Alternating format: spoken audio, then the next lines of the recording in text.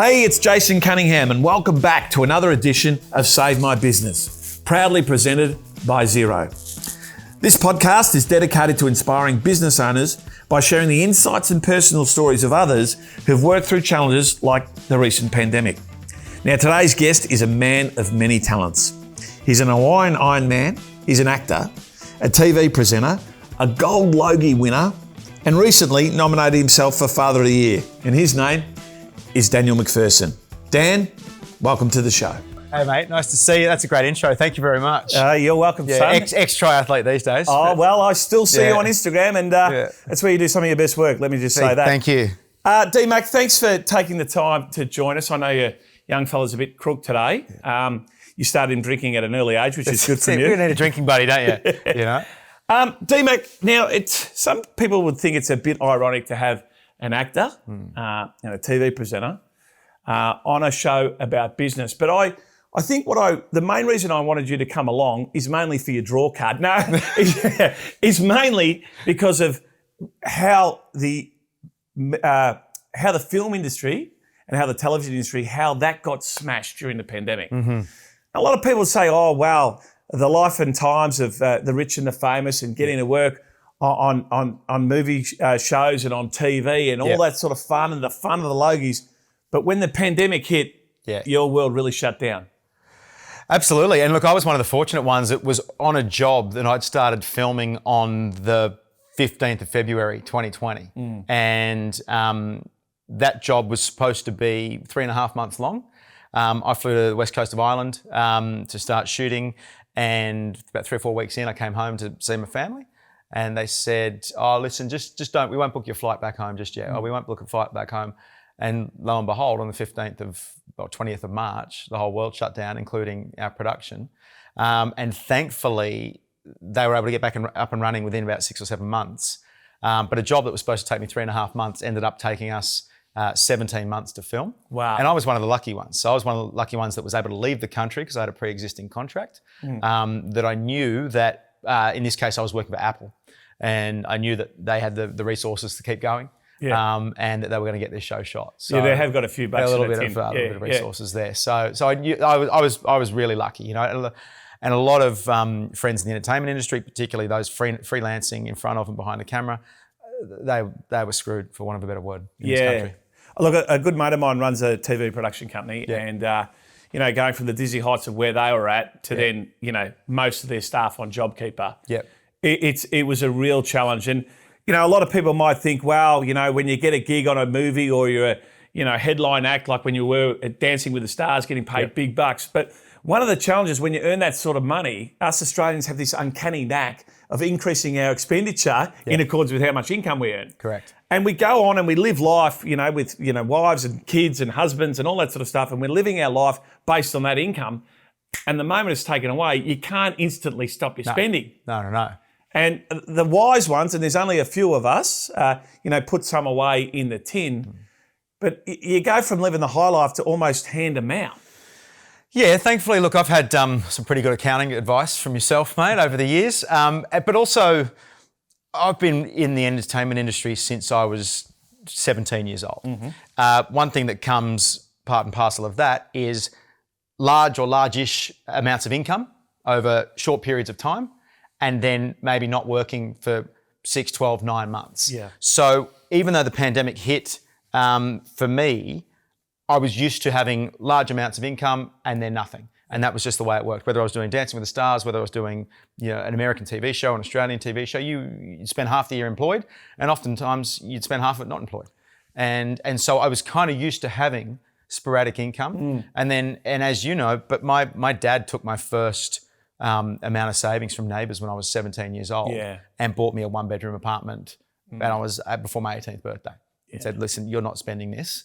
Speaking of propensity to spend when you've got income, especially when you're 17 and 18 years old. So thankfully, I was a little bit insulated through a lifetime of investment and whatnot, but also I was prepared for understanding what it's like to have no income.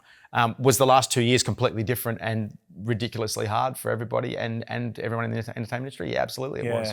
But it wasn't completely abnormal to me in a lot of respects. One of the principles that I live my life on is that I've often said that we are typically a product of our family of origin. Yep. And I know Keith, your old man's had a big influence Yeah. on your life, and I guess you were pretty lucky to have someone of that influence. So you said he took your first few paychecks and bought you a place. Yeah. Do you still own that property? I still do, yeah. Yeah, I thought you did. Yeah, it's awesome.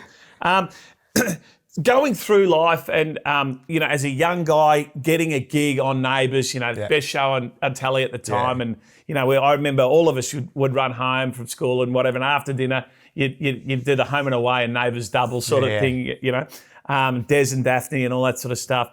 How surreal was that for you as a young guy? Your mates at school or at university or working at a supermarket and you're on set. Tell me, what was that like? I was 17. I'd found out that I got the job on Neighbours the night before my second last high school exam. I'd never acted before. I'd never gone to acting school. I'd never thought about being on TV until 12 months earlier, where I met an acting agent at a triathlon in Sydney randomly.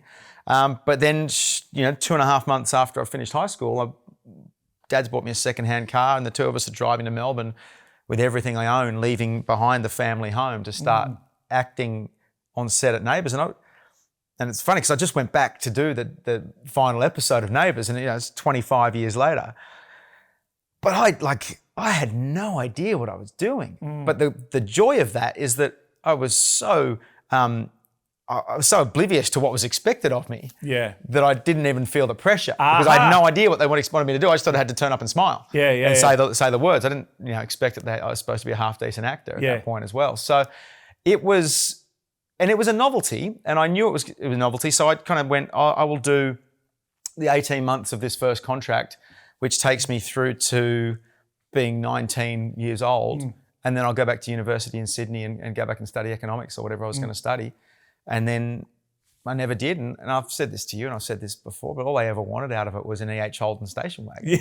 And I go back. Pretty cool car, man. Pretty cool car. I'm still looking for one, actually. But then the sort of snowball effect grew and I kind of fell in love with acting and on I went. But it was pretty weird to be 17 or 18 and on the cover of TV Week or Dolly or whatever, and your mates. The biggest adjustment was actually the people around me, like the people, the friends that I'd grown up with. All of a sudden their mate Dan was going to shopping centre appearances and suddenly and they're lifting shit from the shopping centres. Exactly, and they'd carried me for years, So, there was an adjustment for everybody, and some of those mates from that time in my life are still some of my closest mates, and some of us don't talk anymore, and that's life.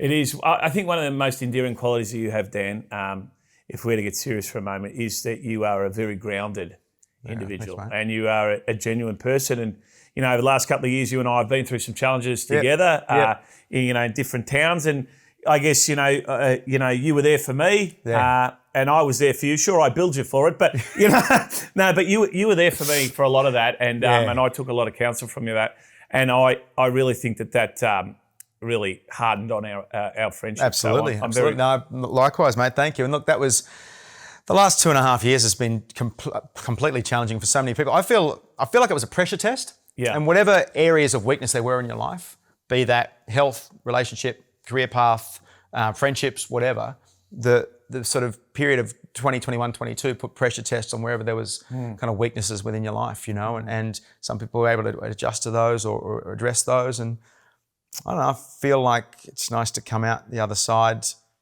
I think we're all doing all right. Yeah. And look, having been around the world during the last 2 years as well, working and fortunate to work and seeing countries like Ireland decimated by lockdown at the end of 2020, to see somewhere like Madrid, one of the most thriving, amazing European cities in the world, completely like a ghost town during lockdown.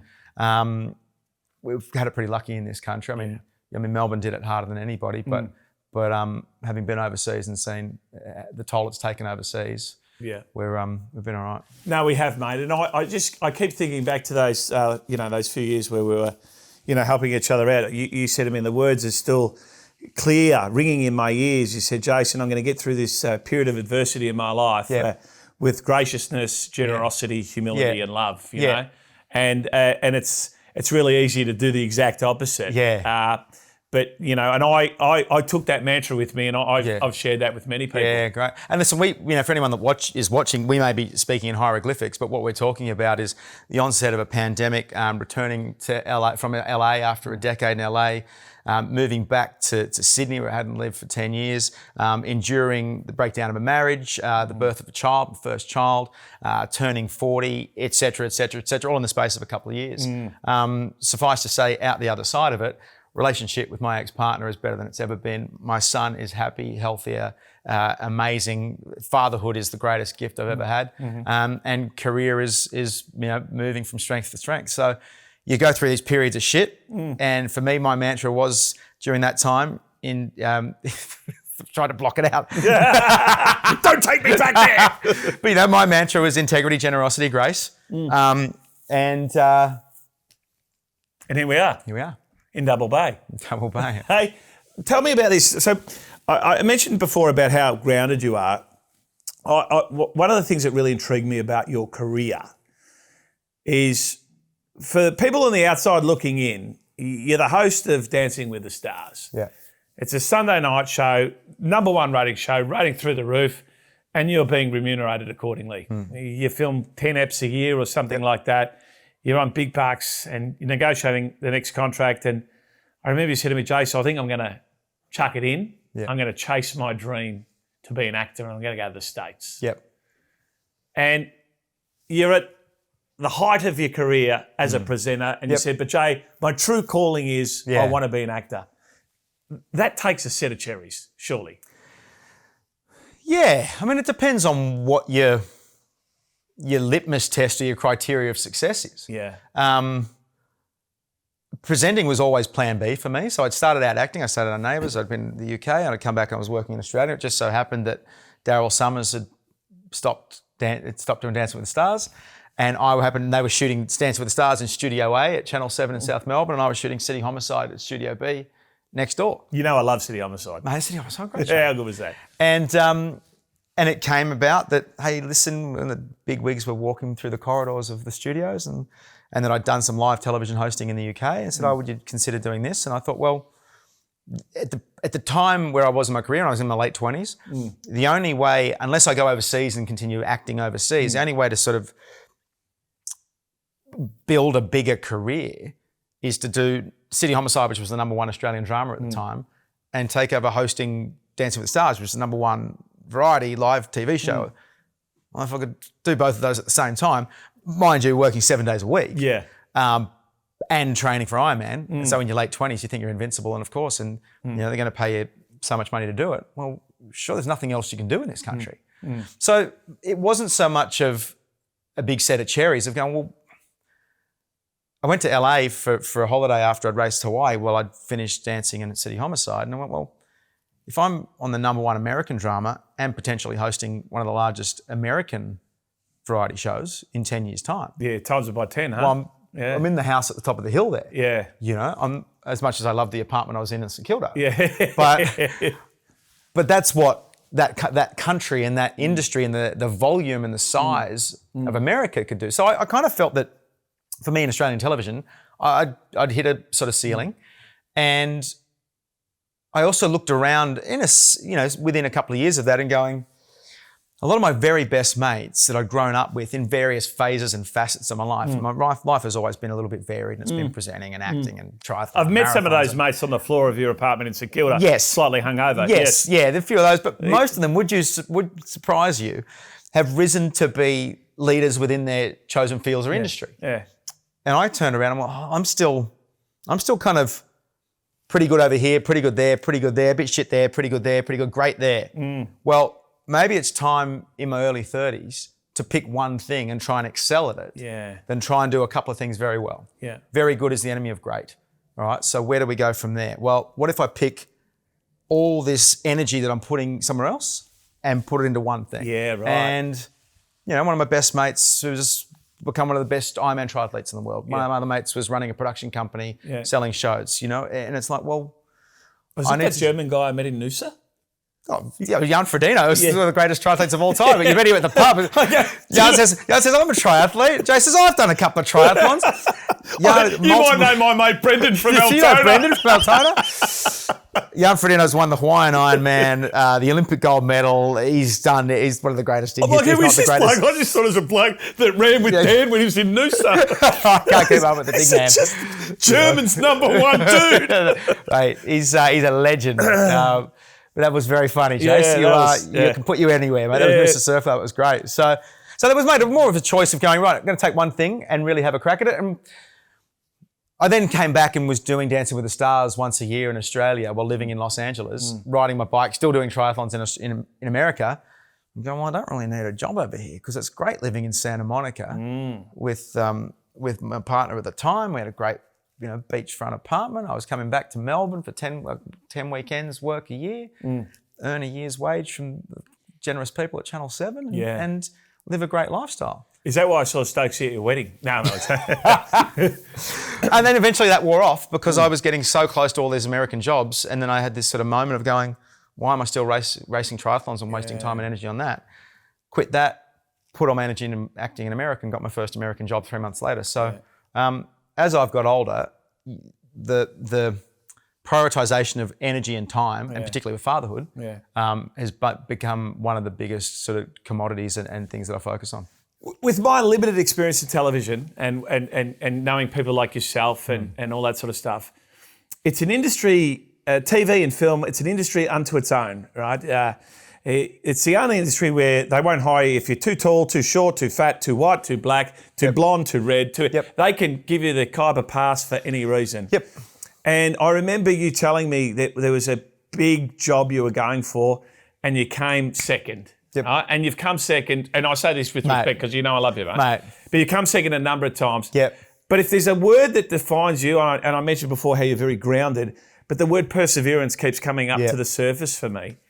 How much of that has come from your history in doing triathlons and doing Ironman? Oh, huge amount. I mean, you said perseverance is one part of it, but that sort of self-belief that got me to take the leap out of Dancing with the Stars, or the self-belief that let me start Neighbours and turn up on set at 17 years old, having no idea how to act, was kind of what that sport and the coaching and kind of the elite level of a sport like triathlon and Ironman gave me, and so did my parents. I'm upbringing from my folks. I mean, they were always and still are supportive to this day. So I've been super fortunate. And then family's a big thing for you, Dan. Massive. Massive, I know you're real close with your sister. And look, I come from a divorced family, and I've got I'm firstborn of three, and my brother's got 3 beautiful daughters, and I've got my son, and so even though we're all we're a unique family of individuals, and both parents have remarried and stuff like that, but we're all really close and really supportive, and my sister works in the entertainment industry. She does. And so she's a gun.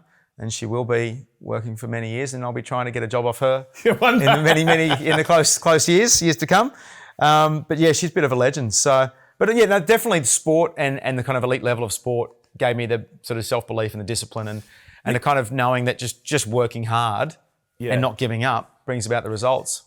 There's not too many people on this earth that have competed in or qualified for a Hawaiian Ironman for starters, but competed in it. And now, I don't know, what was that, a 10-hour sort of trek or... Yeah, that was actually 10 and a half that day. I didn't have the best day, but I qualified a bit quicker than that. I mean, just exercising your ass off for 10 hours. Now, I'm no athlete like your good self, D Mac, but it's something like 4.1K in the ocean. 3.8, 3.8, 180K on a bike. 180K on the bike. 180K on a bike. You jump off a bike, surely you got wobbly legs and all this sort of stuff, and you punch out a marathon. 42.2 are the best. Yeah, well, look, probably about 31.8 are the best and about 10.5 are shit from that race, to be honest, from memory. But, that was the sport. That was a sport I loved. I loved seeing what my body was capable. My best friends were doing it. Like I say, like people I grew up with and racing with were doing it at the highest level, and I was kind of pretty good at it, and I kind of loved it. And eventually I got to the point where I had to decide, well, I'm not great at it. I'm pretty good at it, and I love it. But for that 25 or 30 hours a week of training and 25 or 30 hours a week of recovery, well, that's 50 hours a week. That's 2 full days of output and effort that's going out as something else. And essentially that was what was stopping me from getting my first American job. Yeah. And so I had to stop doing it to start working in the States.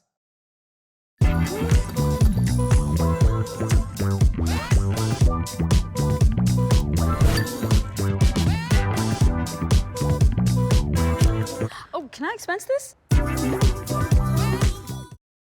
Tell me about your foray into film in America. You've done a number of films now, and for Apple TV and all that sort of stuff. And some of them you take a reduced salary with an uptick depending on sales and all that sort of stuff. Tell me a little bit about that, and how do you choose which film to take? And I know you're recently doing one that's produced by Russell Crowe. Is that right? By Russell Crowe. Yeah. Tell me a little bit about that. Mate, it's a constant kind of assessment and reassessment. And Russell actually said, the hardest job he ever had to get in his whole career was his first job in America, and it took him 18 months or 2 years. It took me 3 years to get my first job. Absolutely risk averse. People's jobs are on the line when they cast a young unknown Australian actor or a young English actor or a Kiwi actor. So you just need someone to take that first kind of risk on you and then deliver and keep delivering. So it's a game of snakes and ladders, and you need to kind of ascend, and you might do a smaller role in a bigger project and prove to someone on that project that you can do it, and they might take a bigger risk on you on something else and something else. So America for me was doing a smaller supporting role in a big show was originally MTV in New Zealand in 2015. I then went over and did a supporting 1-season arc on a Fox series. While that was shooting, the auditions for Strike Back were coming up, and then I ended up finding My son Lewis loves Strike Back. It was great fun, So I ended up going, I was filming in Chicago at the time, I ended up going to London to audition for that. All of a sudden now I'm a lead in a cable series in America, so it's on Cinemax over there, produced by HBO and Sky in the UK, and all of a sudden you're doing multiple series of that, so we ended up in 3 seasons of that.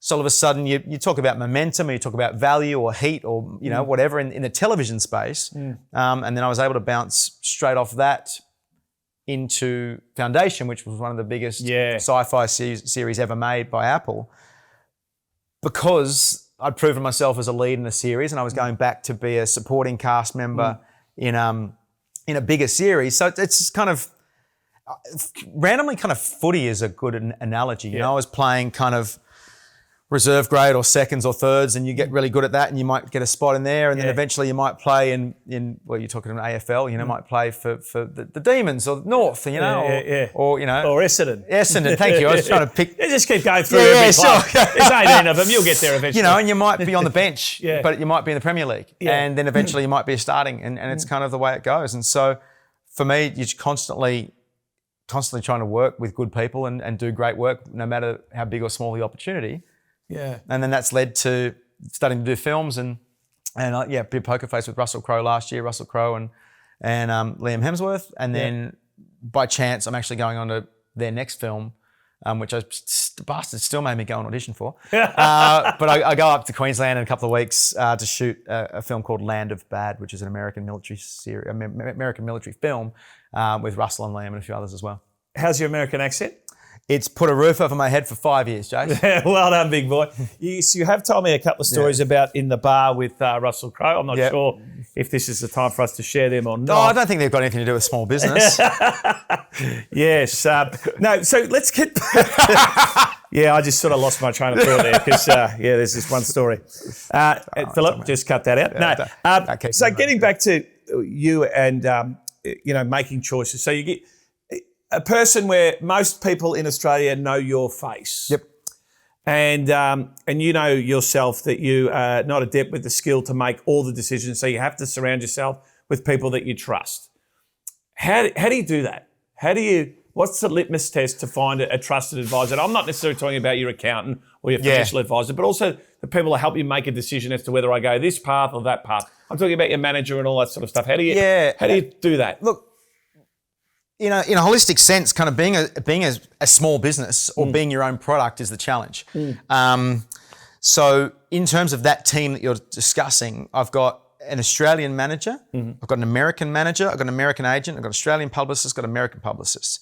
Got American accountants, Australian accountants. I've got a personal trainer here, a personal trainer there. I've got a nutritionist that I need. I've got I got everything. I got an entire tool set of people that I would need to rely on at certain phases of the day or night, or where I'm at if I'm prepping for a role, if I'm trying to recover for a role, whether I'm speaking to a psychologist, you know. Yeah. So I've had a pretty good gut instinct for the entirety of my career. Yeah. When it came to picking my first American representation, I looked at other people's careers that I admired, the type of work they'd done, how they held themselves in public, what type of attitude they presented in their media, in their interviews, you know, and people that I would aspire to be like in terms of a career. That led me to then meeting my American manager, who I've been with for 15 years. Gabe is now a partner at Entertainment 360. He was just starting out when we started together. He reps Margot Robbie, among others, and a few others. So he's got me great, just saying, great with thank the you. Aussies, Those mate. two words, Margot Robbie. Done. And I've just gone through that process this year. Sorry, process. My dad picked me up the other day and said, you come back from America, you always said process. Process. But I've just gone through that process again in changing agents in America. And that was meeting half a dozen after sending out a show reel and picking the kind of the vibe that I wanted, the attitude, the character. And it may not be the person necessarily that I want to be the godfather for my son, like, you know, or something like that. But in this instance, exactly.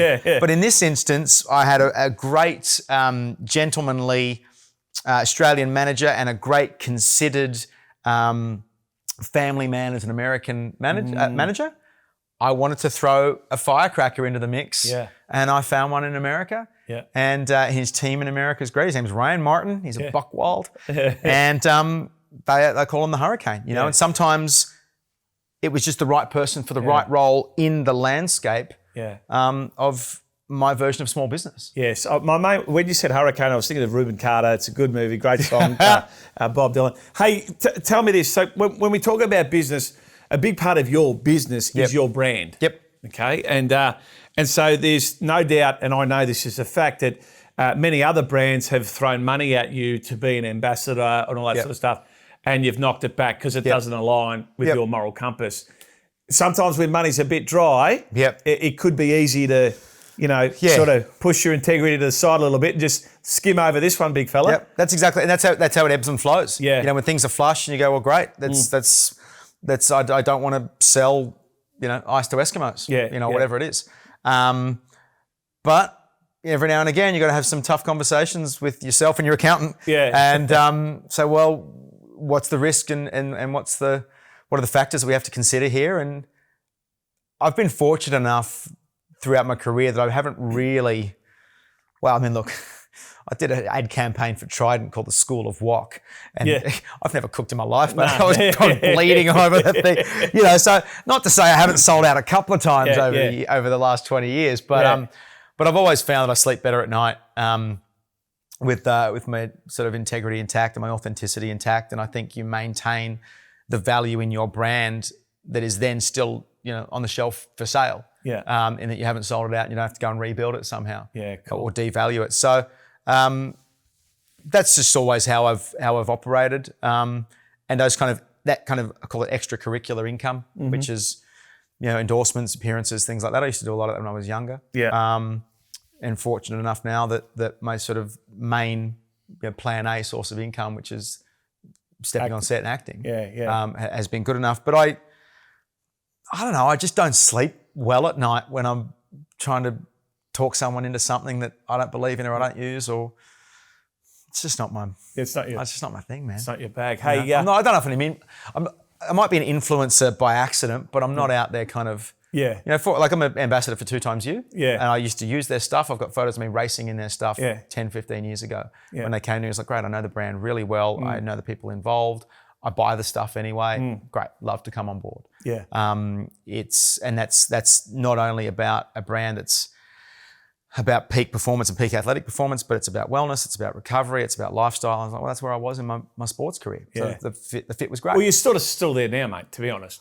I kind of trying to get rid of the odd love handle or two, mate. Do you like it how the producer puts you right in the direct sunlight, just make it nice and warm in this room? Mate, I love it. I love a little vitamin D. Am I blown out all right? No, you're looking magnificent. Sweet. Hey, big fella, before we finish up, a couple more questions I've got if I can.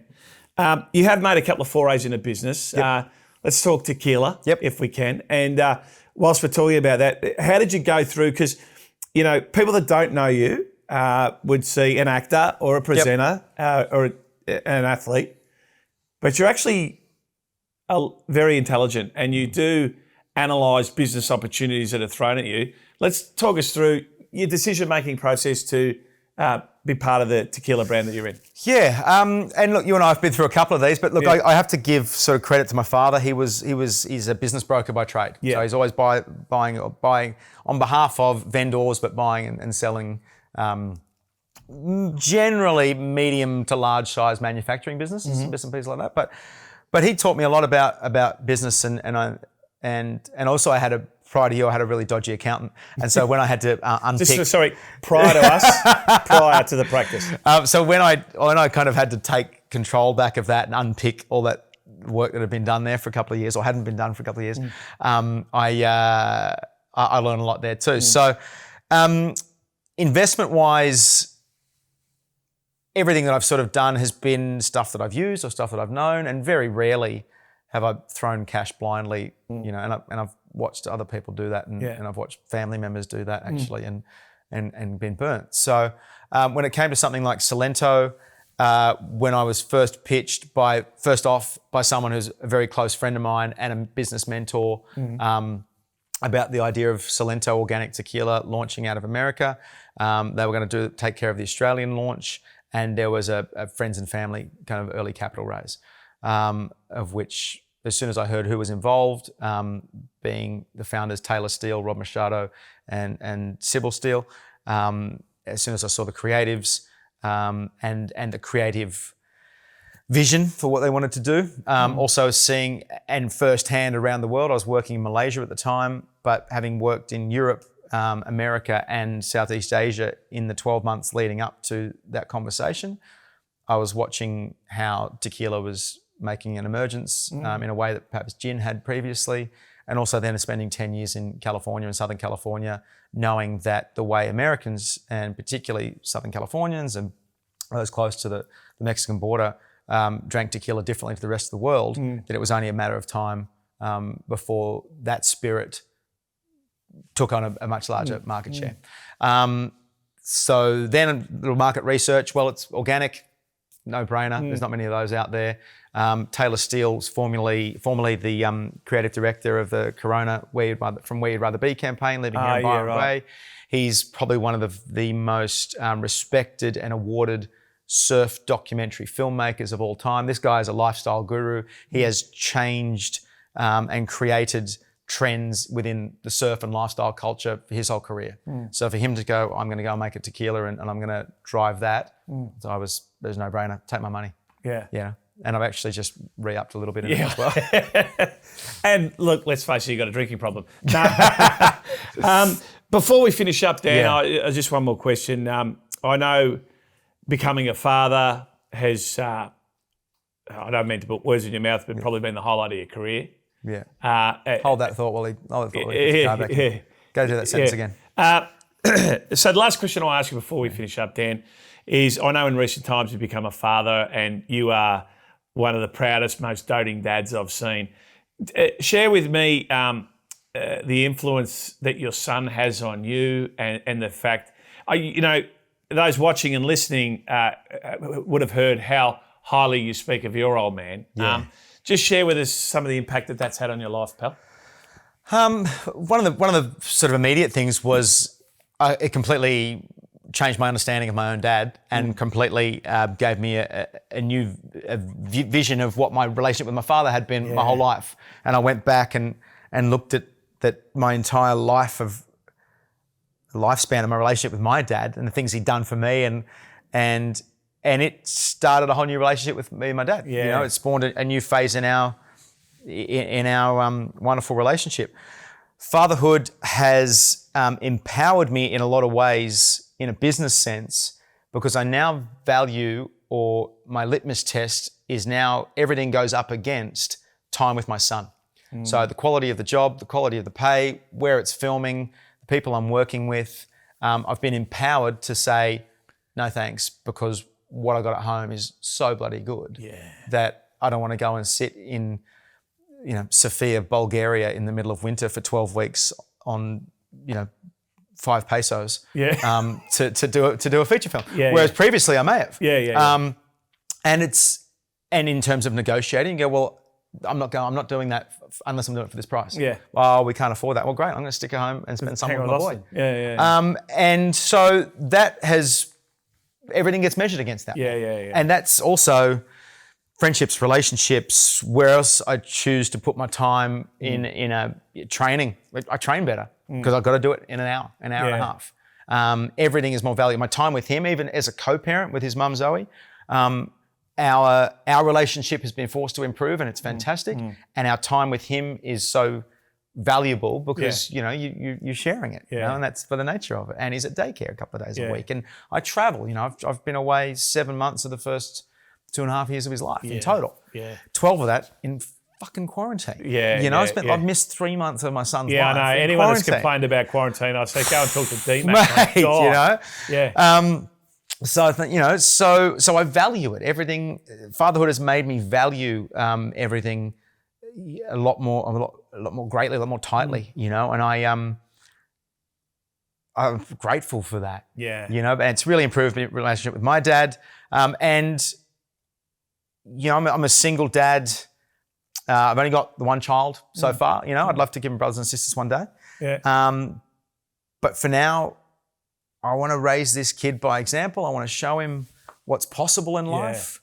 I can't wait to take him to film and TV sets around the world and give him this life that I was afforded through my parents. They packed us up when I was 10 years old and moved us to London, and we toured around Europe for 3 or 4 months, and we lived in the UK for 2 years. And by the time I was 11 or 12 years old, I knew what was possible in the world outside of Sydney, outside of Australia. So look, this boy's amazing. He's going to have, his uncle on his mum's side's touring the world with Midnight Oil. His grandmother on his mum's side is the artistic director of the Australian Youth Dance Company in Canberra. His mum is an amazing actor, dancer, singer, creative. The MacPhersons are all going okay. Batshit crazy. So look, who knows where he's going to end up, but he's going to be tap dancing and singing his way somewhere, mate. Yeah, that's awesome. So fatherhood's amazing, mate. It's been the greatest gift that I didn't think I was ready for. Yeah, that's right. D-Mac, you're a wonderful man. You're a good friend. Brother. You're a smart, intelligent, gifted man. And I really appreciate your time. So thanks very much, D-Mac. Thank you very much, mate. All the very best.